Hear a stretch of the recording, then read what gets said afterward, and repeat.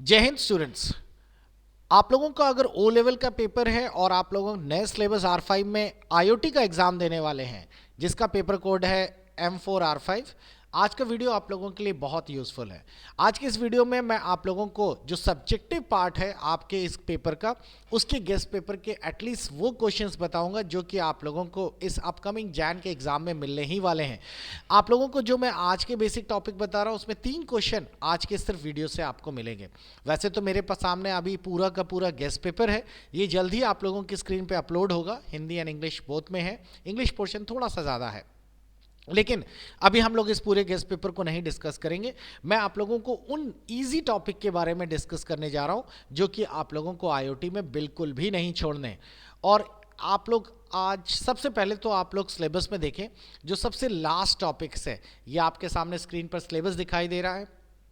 इसका सिलेबस का जो पहला मॉडल है जिसमें आईओटी का इंट्रो है, ये एक सिंपल सा क्वेश्चंस आते हैं। आईओटी एक इंटरनेट ऑफ थिंग्स, एक डिवाइसेस, एक तरीके हैं जिससे कि आप अपनी टेक्नोलॉजी को आज की डेट में ऑनलाइन कर सकते हैं। क्या क्या चीज़ें इंटरनेट ऑफ थिंग्स के लिए ज़रूरी हैं, सेंसर्स, एक्वेटर्स एंड माइक्रो कंट्रोलर्स क्या होते हैं, कैसे हम लोग आईओटी एप्लीकेशंस का निर्माण करेंगे। सबसे इंपॉर्टेंट चैप्टर बच्चों आपका यही है, फोर्थ वाला, जिसमें कि आपको सी प्रोग्रामिंग की मदद से आपको ये सेंसर्स का इस्तेमाल करना है। फ्यूचर स्किल्स क्या है, सिक्योरिटी, इंटरनेट ऑफ थिंग्स कभी भी लगाई जाती है, डिवाइसेस कनेक्ट किए जाते हैं तो सिक्योरिटी एक बहुत बड़ा इशू होता है। और साथ ही साथ सॉफ्ट स्किल, ये जो पोर्शन आप देख रहे हैं ये पोर्शन सिर्फ पर्सनालिटी डेवलपमेंट से, आपके व्यक्तित्व के निखार से जुड़ा हुआ है। इसका कंप्यूटर से कोई भी लेना देना नहीं है, लेकिन क्योंकि ये टॉपिक आपको मिल गया है तो आप इसका फ़ायदा उठाइए। कम से कम एक क्वेश्चन 6 नंबर का इससे आपको ज़रूर मिलेगा। इस पूरे टॉपिक्स में आपको क्या चीज़ें पढ़नी है, किस चीज़ों पे ज़्यादा ध्यान देना है, उसको मैंने कोर कंटेंट में आपके लिए अलग कर दिया है। मैं दिखा देता हूँ, एक ओवरव्यू दे देता हूँ, बाकी तो आप गेस्ट पेपर में पाएंगे ही। इस चैप्टर में आपको बताना है सॉफ्ट स्किल्स क्या होती हैं, पर्सनालिटी डेवलपमेंट के बारे में, इंटरव्यू की स्किल्स क्या होनी चाहिए, सेल्फ अवेयरनेस क्या होती है, self discipline and motivation, stress management और एडिकेट्स एंड मैनर्स क्या है। बस इन सारे 7 चैप्टर में 7 छोटे छोटे टॉपिक्स हैं। ये एक ऐसे टॉपिक हैं जो आप अगर सुन लेंगे तो भी आप लिख लेंगे, कुछ भी नहीं है। देखिए मैं आपको दिखाता हूं क्या है। जैसा कि सॉफ्ट स्किल का मतलब any skill that can be classified as a personality trait और a habit. Interpersonal skill and communication skills are more specific categories of a soft skill and many employers look for its jobs category। आज की date में जितने भी business हैं, जो भी corporate job हैं, जहाँ पर भी हैं, आपको हमेशा बोला जाता है कि आप अपनी कम्युनिकेशन स्ट्रॉन्ग करिए, लोगों के बीच में इंटरेक्ट करिए, आपको लीडरशिप पे रखना है, आपको एक काम करने को इम्पोर्टेंस देना है ये सारी चीज़ें, भले वो टीम वर्क हो। तो अगर आप अपने व्यक्तित्व का निखार करते हैं, आप आराम से चीज़ों को बोलते हैं, आप ऐसा बोलते हैं कि जिसे कहते नहीं कि एक बहुत ही मीठा बोलते हैं, लोगों को अच्छा लगता है आपसे बात करना, तो वो सब सॉफ्ट स्किल के पार्ट में आता है। इस सॉफ्ट स्किल में आपके लिए बहुत इंपॉर्टेंट होता है अगर आप अपना रिज्यूमे लिखते हैं, इंटरव्यू के लिए बात करते हैं, तो ये सारी चीज़ें आप अपने सॉफ्ट स्किल की कैटेगरीज में रखते हैं। कुल मिला के आपका अपना व्यक्तित्व का निखार, व्यक्तित्व का विकास, यही सॉफ्ट स्किल का पार्ट्स में आएगा। तो आप इसको एक छोटे से लैंग्वेज में पढ़ लीजिए, गूगल कर लीजिए, बहुत सारी चीज़ें मिल जाएंगी और आप इसे आराम से एक्सप्लेन कर सकते हैं। एडिकेट्स एंड मैनर्स, आपका शिष्टाचार, कभी ऑफिस में हो तो आप कैसे बात करें, किस चीज़ पे, अगर कोई आपके साथ को वर्कर है तो उसके साथ आपका रिलेशंस कैसे होना चाहिए, एक अच्छे सिटीज़न होने के नाते आपको आपका व्यवहार कैसा होना चाहिए, आप लोग सोसाइटी में हैं तो उसमें आपको क्या क्या चीज़ें ध्यान रखनी है, ये सारी चीज़ें आपके एडिकेट्स एंड मैनर का पार्ट है। तो ये मेरे को नहीं लगता कि आप में से आज की डेट में कोई भी असिस्ट या यूं कहिए कि कोई भी अनएथिकली काम करता है। आप सब इसके बारे में बढ़िया ढंग से लिख सकते हैं, बना सकते हैं, या मोटी भाषा में क्या लंबा लंबा बांध सकते हैं। Interview skills and body language, interview में बात या इंटरव्यू में कभी देते समय इंटरव्यूअर के सामने क्या क्या चीज़ों का ध्यान रखना चाहिए, आपके शरीर के हाव भाव कैसे होने चाहिए, आई कॉन्टैक्ट्स किस तरह हो, आप कैसे सीट में बैठे हों, हाथ का गेस्चर्स कैसे हो, किस तरीके से टेबल पे हाथ, ये सारी चीज़ें आपके इंटरव्यू की स्किल्स के पार्ट हैं। तो ये भी मेरे को नहीं लगता आज की डेट में आपको इसे बताने की ज़रूरत है। सेल्फ अवेयरनेस, नाम से ही समझ आ रहा होगा, self awareness involves being aware of different aspects of A self including trails, behaviours and feelings, specially it is a psychological state in which oneself become a focus of attention. आत्मज्ञान रखना, आप आंख बंद करके अपने बारे में सोचिए कैसे काम करना है, किसी चीज़ को किसी ढंग से सुचारू रूप से कैसे रखते हैं, अगर आप कुछ गलत कर रहे हैं तो उसको सही कैसे करेंगे, आत्ममंथन कह लीजिए। तो भैया हमने इतने बड़े बड़े भारी भारी वर्ड बोल दिए, अब आप खुद ही समझ लीजिए इसके बारे में आप कैसे लिखेंगे। ईजी है, बहुत आराम से आप लोग ढूंढ पाएंगे। स्ट्रेस मैनेजमेंट, ये तो बहुत ज़रूरी है। आजकल इतना प्रेशर हो गया है काम का कि आप अगर इस काम के प्रेशर को मिनिमाइज नहीं करेंगे तो सब काम गड़बड़ सड़बड़ कर बैठेंगे। कि इसके लिए आपको स्ट्रिक्ट मैनेजमेंट, यानी कि आप कभी भी जब टेंशन पेन में हो तो उस कंडीशन पे आपको अपने काम को कैसे अच्छे ढंग से मैनेज करना चाहिए, आपको किस तरीके से काम बांटना आना चाहिए, ये सारी चीज़ें स्ट्रेस मैनेजमेंट का पार्ट है। पूरा पूरा बना हुआ है। और मैं आपको बच्चों सच एक सिंपल तरीका बता रहा हूँ कि कभी भी कोई भी डायग्राम आपके पास अगर दिमाग में आए तो आप क्वेश्चन के साथ ज़रूर बनाइए, वो आपके लिए बहुत ही हेल्पफुल होता है। क्योंकि एग्जामिनर के पास इतना टाइम नहीं रहता कि आप लोगों को बैठ के वो पूरी कहानियाँ इतनी लंबी लंबी पढ़े। क्योंकि ये सवाल का आ गया, मान लीजिए आपके ही क्वेश्चन में आ गया कि स्ट्रेस मैनेजमेंट के बारे में बताइए, कुछ भी इस तरह से जुड़ा हुआ, आप तो पूरा 3-4 पन्ना लिख देंगे नॉन स्टॉप जब तक टाइम मिल रहा है आपको, तो वो ना पड़ेगा इतना सब। तो आप दिखा सकते हैं कैसे डायग्राम से कि आपकी बॉडी में ऐसा स्ट्रेस मैनेजमेंट बढ़ गया या स्ट्रेस हो गया तो बॉडी में हेडेक होगा या फिर मस्कुलर पेन्स होगा, इमोशनली होगा, तो ये सारा स्ट्रेस को शो करता है। तो इस तरह के डायग्राम्स बच्चों आपके नंबर्स को गेन करने के लिए बहुत हेल्पफुल होते हैं। तो जो मैंने आपको छोटे छोटे ओवरव्यू दे दिए, इससे आपका एक क्वेश्चन बनेगा, 100% बनेगा। दूसरा मैं आप लोगों को एक और बताने जा रहा हूँ, ये है नेक्स्ट फिफ्थ लेसन जो कि आपके इसके ऊपर है, जिसमें कि आप लोगों का सिक्योरिटी एक बहुत बड़ा इश्यू होता है। बिकॉज आईओटी तो आपने कर लिया, डिवाइसेस के साथ नेटवर्क कनेक्शन लगा लिया और सब काम शुरू हो गया, लेकिन कम से कम आप लोगों को उन डिवाइसेस की सिक्योरिटी एक बहुत इंपॉर्टेंट फैक्टर आता है।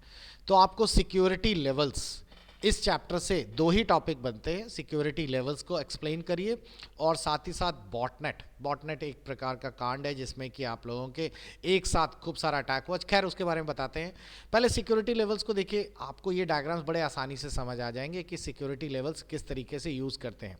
हमारे पास सर्वर में डेटा होता है, सर्वर्स में डेटा क्लाउड्स में रखा जाता है, फिर हम सर्वर से कोई ना कोई गेटवे का इस्तेमाल करते हैं, भले वो क्लाउड कंप्यूटिंग हो या फिर फॉग हो, उसके द्वारा हम नोड्स पर पहुंचते हैं जहां पर डिवाइसेस लगे हैं, फिर वहां से हम लोग सेंसर्स और बाकी सबको डेटा लेते हैं। तो सिक्योरिटी के लिए यहाँ पे दिखा है secure from a sensors to cloud, highest security होनी चाहिए ऊपर ही, क्योंकि अगर किसी ने सेंसर ही हैक कर लिए तो आपके आखिरी तक पहुंचने में उसको ज़्यादा टाइम नहीं लगेगा। तो ये डायग्राम्स के पूरे स्टेप्स दिए गए हैं कि किस तरह लेवल बाय लेवल पर हम लोगों को सिक्योरिटीज़ का ध्यान रखना चाहिए।